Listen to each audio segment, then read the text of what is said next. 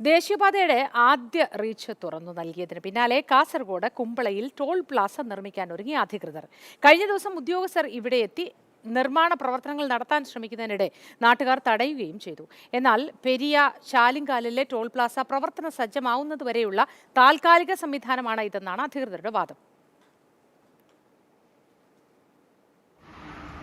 ഞങ്ങളുടെ MLA-യുടെ നേതൃത്വത്തിൽ കുമ്പള ഗ്രാമപഞ്ചായത്തിൽ അടിയന്തര യോഗം ചേർന്ന് അതിനെതിരെ എങ്ങനെയാണ് നടപടികൾ സ്വീകരിക്കേണ്ടതെന്ന് നിയമപരമായി ബാക്കിയുള്ള കാര്യങ്ങളൊക്കെ ആലോചിക്കുന്നതിന് വേണ്ടി MLA ചെയർമാനായിക്കൊണ്ടൊരു കമ്മിറ്റി രൂപീകരിച്ചു. വിവിധ രാഷ്ട്രീയ കക്ഷി നേതാക്കളൊക്കെ അതിൽ പങ്കെടുക്കേണ്ടായി. ഉന്നത വിദ്യാഭ്യാസത്തിനും മെച്ചപ്പെട്ട ചികിത്സയ്ക്കുമായി മംഗളൂരുവിനെ ആശ്രയിക്കുന്ന അതിർത്തി പ്രദേശങ്ങളിലെ ജനങ്ങൾക്ക് 2 ടോൾ പ്ലാസകളിൽ ടോൾ നൽകേണ്ടി വരും. കഴിഞ്ഞ 5 വർഷം ഈ പ്രയാസങ്ങളൊക്കെ സഹിച്ച് അതിൻ്റെ ഒരു ഉപകാരം അതല്ലെങ്കിൽ അതിൻ്റെ ഒരു പണി പൂർത്തീകരിച്ച് അതൊരു ഉപയോഗത്തിലേക്ക് എത്തിയ സമയത്ത് വീണ്ടും ഇവിടുത്തെ സാധാരണക്കാരായ ആളുകളെ പ്രയാസപ്പെടുത്തിക്കൊണ്ടാണ് സംസ്ഥാന കേന്ദ്ര സർക്കാരുകൾ ഈ ടോൾ പിരിവുമായി മുന്നോട്ട് പോകുന്നത്.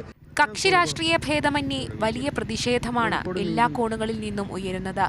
ആക്ഷൻ കമ്മിറ്റിയുടെ നേതൃത്വത്തിൽ ടോൾ പ്ലാസ നിർമ്മിക്കാനുള്ള നീക്കത്തെ ചെറുത്ത് തോൽപ്പിക്കാനാണ് നാട്ടുകാരുടെ നീക്കം.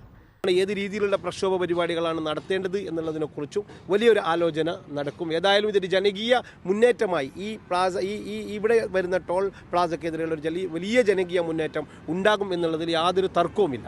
എന്നാൽ 2ാം റീച്ചിന്റെ വികസന പ്രവർത്തനങ്ങൾ ഇഴഞ്ഞു നീങ്ങുന്നതിനാലാണ് ഇത്തരമൊരു തീരുമാനത്തിലേക്ക് കടന്നതെന്നാണ് ലഭിക്കുന്ന വിവരം. മാതൃഭൂമി ന്യൂസ്, കാസർഗോഡ്.